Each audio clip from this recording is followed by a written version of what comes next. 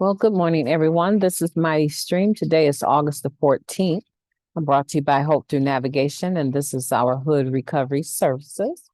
You can reach me at recoveryofhope21@gmail.com. I'm looking forward to doing your spiritual principle a day in a meditation for August the 14th. So let's go ahead and take a look at that. All right. What is it about? Surrendering shortcomings. In the seventh step, we take our surrender to a deeper level. But began in step one with an acknowledgement of our addiction, now includes an acknowledgement of the shortcomings that go along with our addiction. In a step working guide, step 7, spiritual principles. The steps are in order for a reason. Each one prepares us for the next. We acknowledge that our way hasn't worked when we surrendered to step 1. Some members boil it down to a single acknowledgement.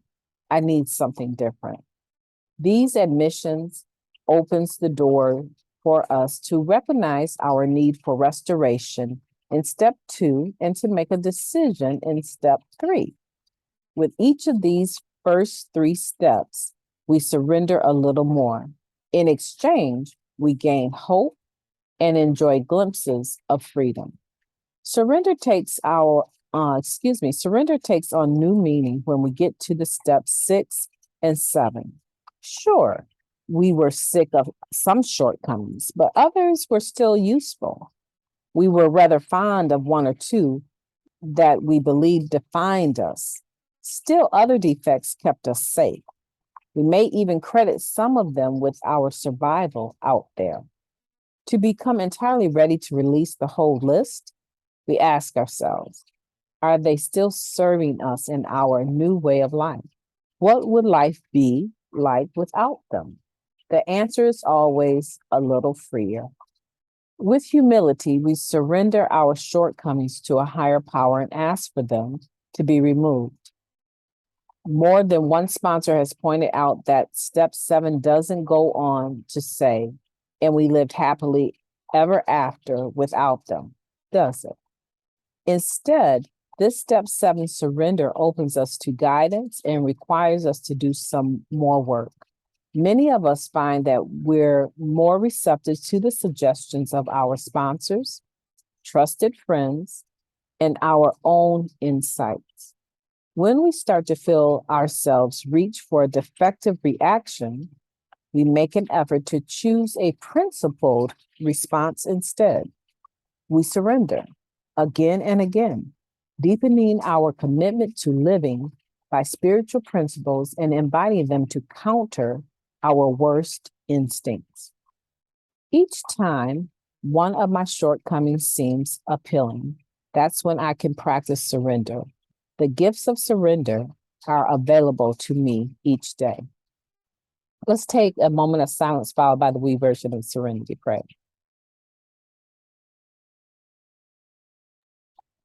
God, grant us the serenity to accept the things we cannot change, the courage to change the things that we can, and the wisdom to know the difference. Just for today, please and thank you. What a wonderful meditation, surrendering shortcomings. I believe this is a fair meditation. What I mean by fair, I believe that it's true. It is very balanced. It analyzes our 7th step, right? It's talking about being able to surrender on a deeper level. It's talking about,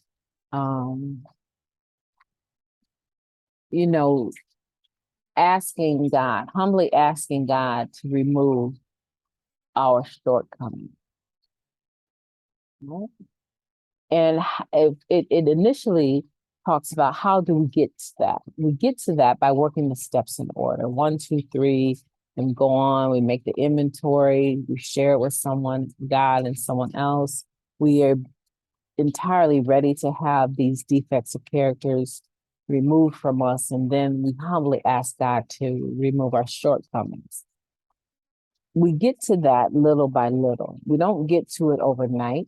And there are many people that are in recovery and have been in recovery for a long time that would make you think that they never did this step because they're still practicing a lot of the same behaviors that they did before they got into the program. And they still see some of those behaviors as defining their personality. They make them more noticeable. It's just who they are. They've always been this way and they're never going to change. Some might say, well, it's a survival instinct and I'm going to keep it to the day I die because it saved my life when I was out there and it probably saved my life in the future. The question is that behavior benefiting your new life? And there's where the catch is. Let me see if I can highlight this. Here we go. To become entirely ready, I'm gonna highlight it in this, I don't know what they call this cornflower blue. To become entirely ready to release the whole list, we ask ourselves, are they still serving us in our new way of life? What would life be like without them? Here's the thing. This is the thing. And this is when you are dealing with an individual that will not let go of clear character defects that are causing them to fall short on a daily basis throughout their whole time that you've known them in recovery. They are still wrapped up in this mannerism. Okay. And they think somehow that it's the crown jewel. Right? They're the man, they're the woman, right? They think that this somehow defines who they are. If the things that I did out there when I was actively using are still defining me today, then that comes to question whether or not I have a new way of life. Anyone can put the drug down for a period of time. I do believe that. Anyone can get clean for a period of time. But the reason why people cannot stay stopped is because they keep going back and wanting to play in the mud. They keep wanting to go back to the old things that they used to do, or they never gave them up. And now they're causing confusion in their clean life. And when you are still paying the same high price for a low level of living, right? When you're paying that same high price that you were paying when you were actively using, you need to take a look at that. I will never say go back to using, right? That would never come out of my mouth. I'd rather you be clean and living dirty than decide that because you're clean and living dirty, you're just going to go ahead and pick up anyway and make it better, right? So that would never come out of my mouth. But let's talk about what changes have really come about as a result of you having a new way of living. Right. For men, it could be, they like to be ballers and have money and treat the ladies. And they know they got one lady that they got kids by, but they got all these other spiritual wives on the side in the program. And they wonder why the real wife, right, doesn't want to be bothered with them because you're still spread too thin. You have all these other chicks thinking that they can have a piece of you and you're supposed to be my husband and their father, right? So for men, it could be different. Be a baller, but be a baller with what you said I do to, right? And for women, it could be, kind of similar.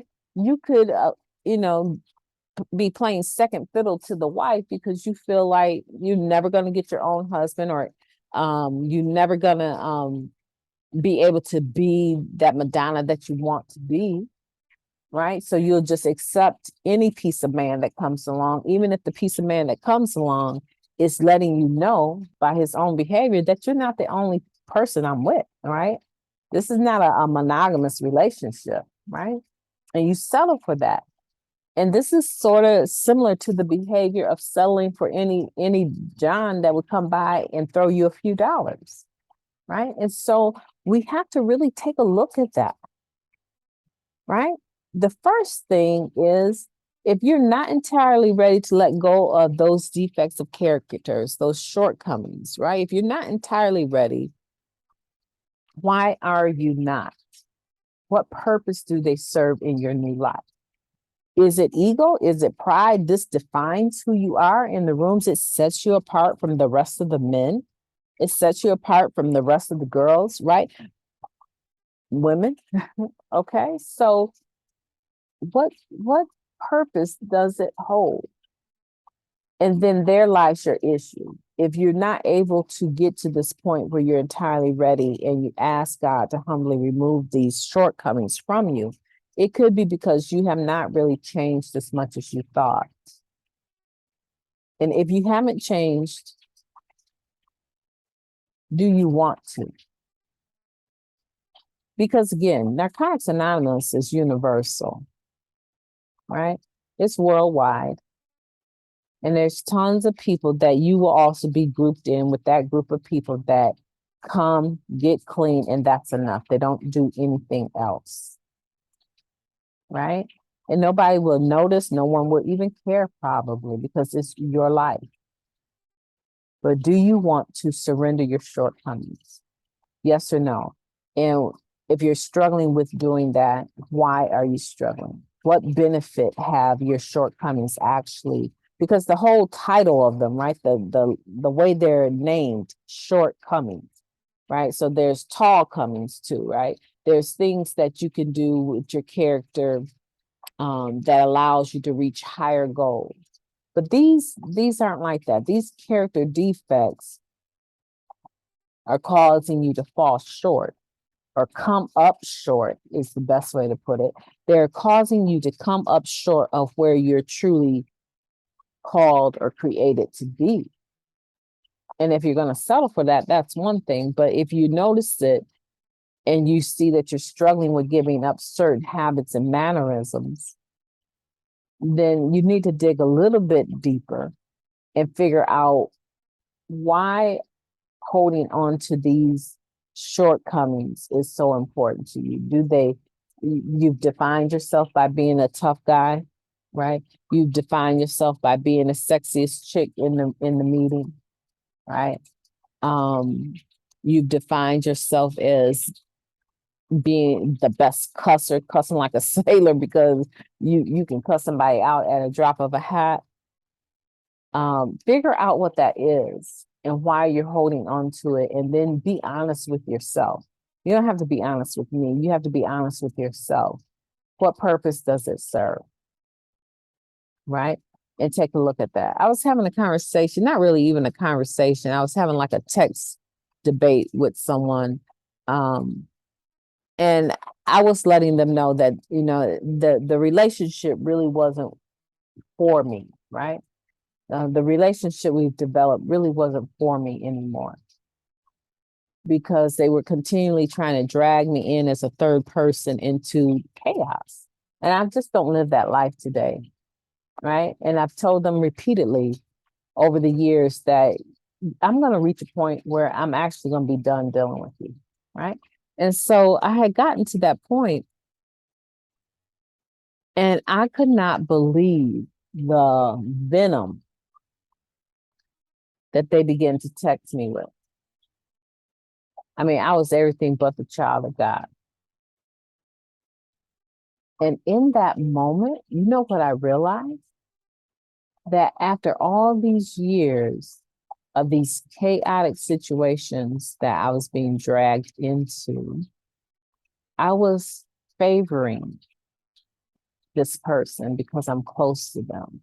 I was giving them, I want to say, kind of like a false sense, I was giving them a false sense of security in their identity of being right to feel the way that they were. Because it dawned on me that every person that stands up to this person or puts their foot down or draws the line with this person, they all of a sudden become a victim to this person's other personality that spits venom and talks trash. And that is what I was witnessing, the blow up, right? And they were painting the picture all the time like they were the victim all the time. And I realized by the way that they were responding to me that this is the way they respond to everyone. and I was being dragged in on the backside of the situation. And of course, because I love them, I would give them my ear and they would tell the story. And I would, because I don't know the other people, believe them. We can co-sign other people's mess sometimes without even realizing that we're co-signing it. And so I thank God that our relationship went through that, because now I see that this is a strong personality defect with them, that this is something they will do even with people that have given everything to support them if they don't get their way, like a child throwing a tantrum, right? And so I said, oh, okay, I see. But the difference between those people and myself, right, is I have recovery in my life. I understand. Just because someone attacks doesn't mean that I need to attack back, right? But I can draw the line. I can draw a line and stand up for myself, right? And so I just want to say that sometimes it takes someone really close to you. Listen to me. I feel like this is going somewhere. It takes someone really, really close to you that has witnessed how you've responded over the years to be the person to tell you, you know what? Your ish stinks. Your ish stinks and you need to cut it out, because nobody should have to endure this or tolerate this or go through this. You need to cut it out and you need to stop it right now, because this no longer works for me dealing with you, and nobody else should have to put up with this. You need someone close enough to you that loves you enough to tell you your ish stinks. You've been thinking that this was the way to operate, but this is not the way to operate. And it goes no further. It goes no further with me, and you need to change it. And you need to change it right now, because nobody needs to put up with this, right? I'm asking you guys listening, do you have someone in your life like that? That if they tell you the truth about yourself, they can even endure your hatred for them, your anger at them, rather, in the moment, and still stand that ground. Do you have somebody like that? And if you don't have someone in your life like that, why don't you? Is it because you've never presented the truth? Like this person, I'm sure they have not presented the truth in those chaotic situations I found myself involved in. I'm sure that they were painting the story so it looked like they were victims, and I want to protect them. But are you not giving your authentic self, but you're expecting authentic responses from people? Then we're living a lie. We need to change how we live, and we need to recover even further. We need to surrender all of our shortcomings, because they don't serve us anymore, and they don't serve the people that we claim that we love. My name is MightyStream, and I have enjoyed your company this morning. I hope you enjoyed this meditation, the spiritual principle of complete surrender of our shortcomings. I will be talking to you tomorrow.